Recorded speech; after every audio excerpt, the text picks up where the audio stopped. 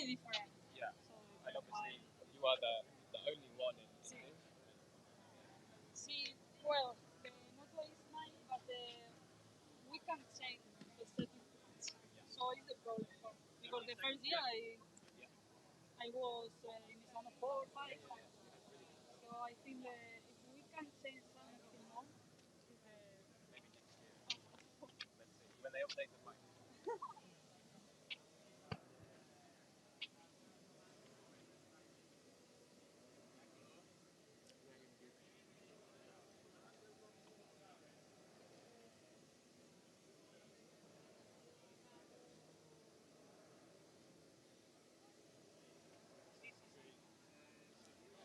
Hello, ladies and gentlemen, and welcome to Inside the ePaddock with me, Jack Gorst, and also a few guests this week. It's round 3 for the FIM NL MotoE World Championship here in 2024, and it's bound to be a cracker. After we saw the racing that we had last time out in Le Mans, I'm sure it's going to be a good one here in Barcelona too. Of course, Barcelona last year was a site where we had 2 very dramatic races, 2 dramatic conclusions in that, and Jordi Torres was involved in both of those. Actually, in race 1 last year in the final lap, he tagged the back of Maria Herrera going into turn 1, unfortunately went off and then finished down at about 7th or something, and then the last lap on race 2 he was leading and crashed out at turn 5. But anyway, that's enough about last year, because as I say, we do have some guests joining us this time. We'll just watch out in case we don't get run over again, because it is a little bit busy down here at the MotoE paddock. But our first guest is the woman that races on the number 6 bike for the Clint Forward factory team, Maria Herrera. And Maria can join us now just to chat a little bit about MotoE and also some other stuff. Maria, how are you? All good? all good. The weather is good, so perfect. And a bit of a home GP for you this weekend. It must be nice to race in Barcelona again. Yeah, very nice. I like the track and the atmosphere, so I have to improve my feeling, so it's a good place to do it. Obviously, we've seen you in MotoE since the start, since 2019, the very first season. How much has everything changed in MotoE since that first year?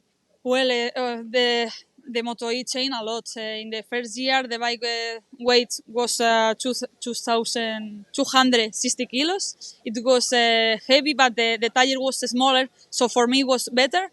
And the Ducati changed a lot. We have a alternative control, engine brake, many maps, so we can do it more. But the setting still is few setting for me. And well, the bike is very nice to ride, and yeah, with the team we are working on some places that we have to keep improving, because some, for example, the braking point or something like that, I have to understand still the bike. Obviously, Maria, throughout your career, you've always gone up against the men in the motorsport world, in motorcycle racing, and you've always done well. World Supersport, you had fantastic results in there. In MotoE, you had really good results here. We now see that this year, the Women's World Championship is about to be up and going with the first round. How nice is it to see that women's racing in motorcycle racing now has a full World Championship platform? Well, I'm very happy to see a new championship and female championship, because we can do so we can have more visibility for women, and for the girl that they can ride with a man or something like that, and directly to women championship. For sure, I want to continue fighting with the men, because we can do it for sure. But if we can directly to this championship, very nice to see all the riders there. Well, good luck this weekend, Maria. Enjoy it, and hopefully we get some good results as well. Thank you.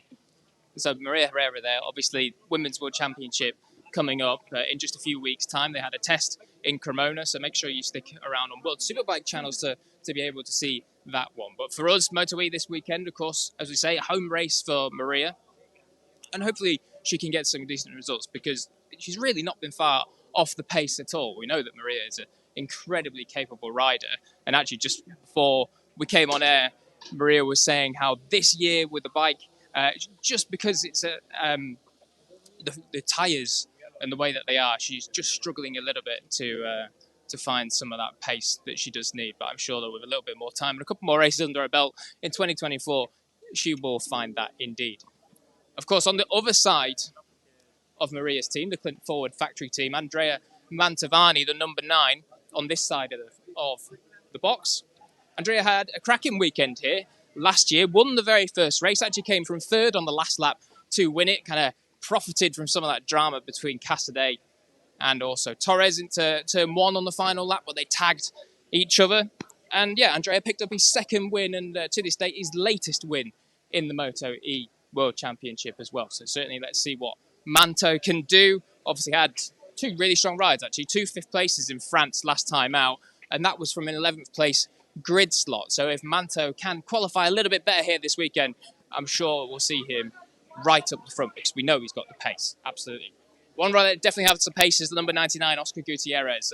Really impressive from Oscar Gutierrez. Again, last time out in France, had never been to Le Mans ever. Learned the place on the PlayStation, on the MotoGP video game, and stuck it on the box. There he is, actually, in the background. We're just talking about you, Oscar.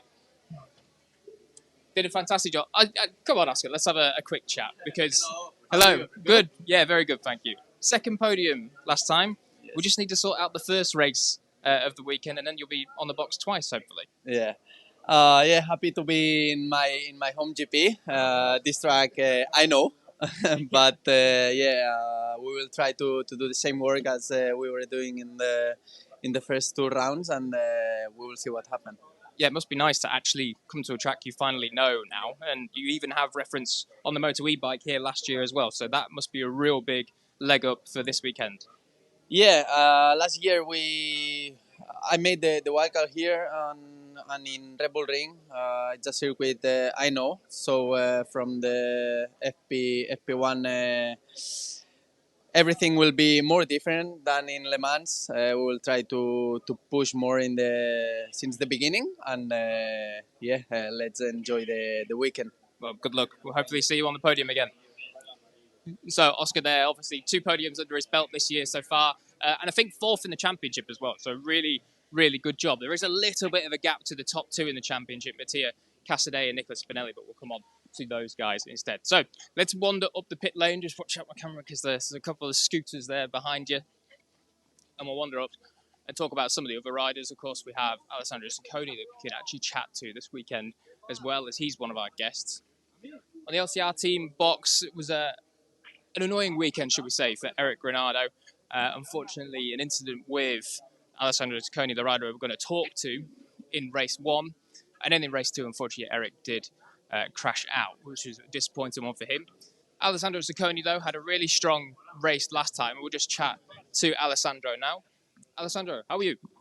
Hi, all good. You had a really good race 2 last time in France. 4th place, I think it was your best result in almost a year. And you were right there with the top 3, but just the last couple of laps just backed off the pace. How was it? Yeah, for sure. We miss the lap that we don't do in race 1 for the crash. I feel quite comfortable, especially at the beginning of the race. In the last few laps, I just take some gap because I have some moments, some closing, and I prefer to take some point because we need it, because in Portimao we have 1-0 and 1 long lap, race 1 in Le Mans another 0, so we need to catch some point, but I'm quite confident because this year we catch back the speed, so I think we can have also a good weekend here. Obviously, this track is very different to Le Mans. It's very fast and flowing. The grip is quite low, and it's also a long circuit as well. How do you think it will be this weekend on the bike?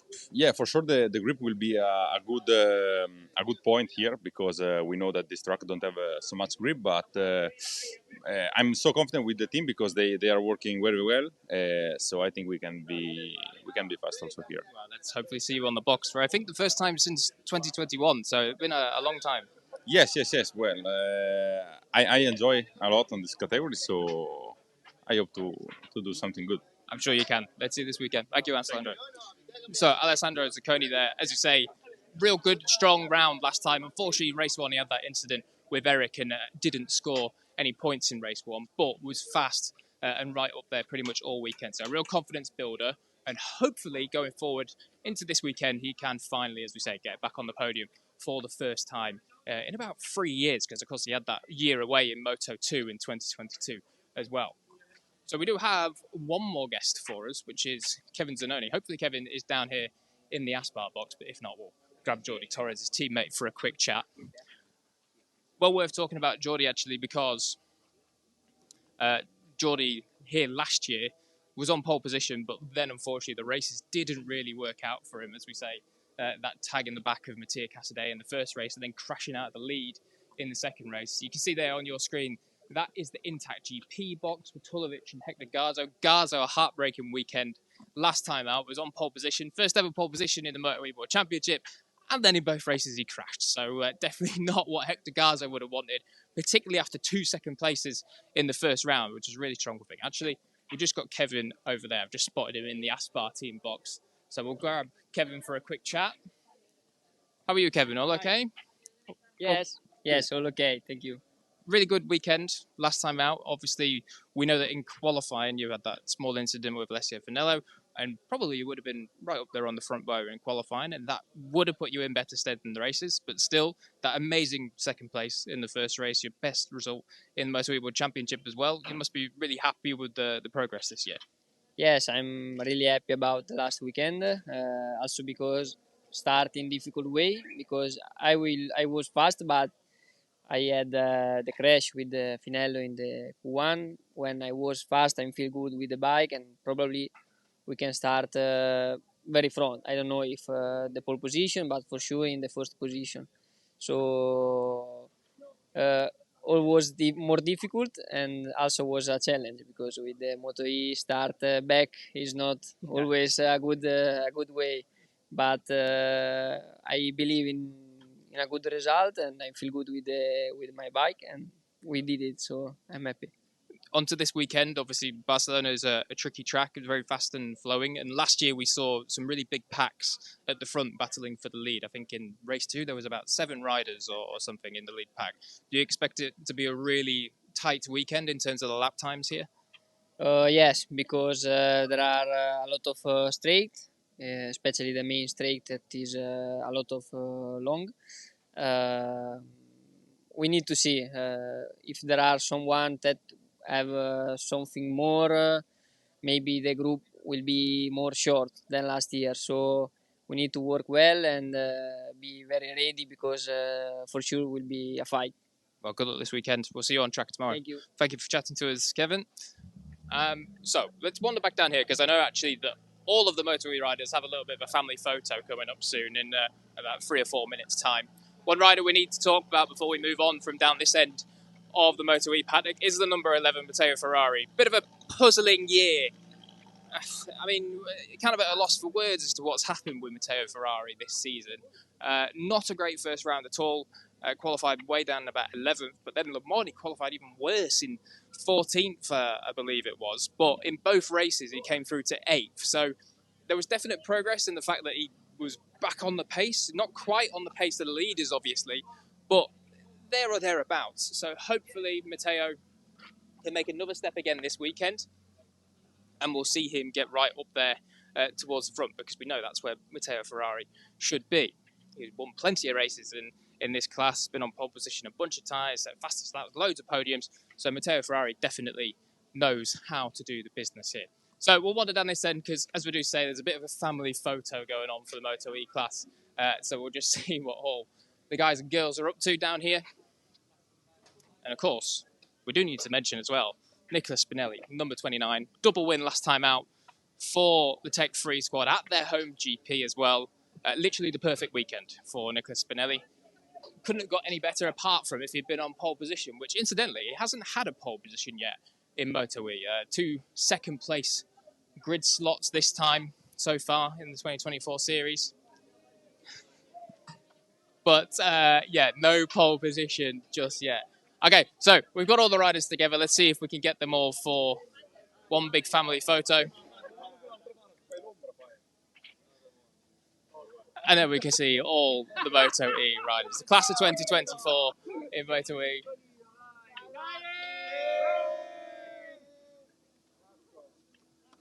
So then that's going to about do it for us here at the MotoE inside the ePaddock here on Thursday. Of course, we'll be on track tomorrow for free practice 1 and free practice 2.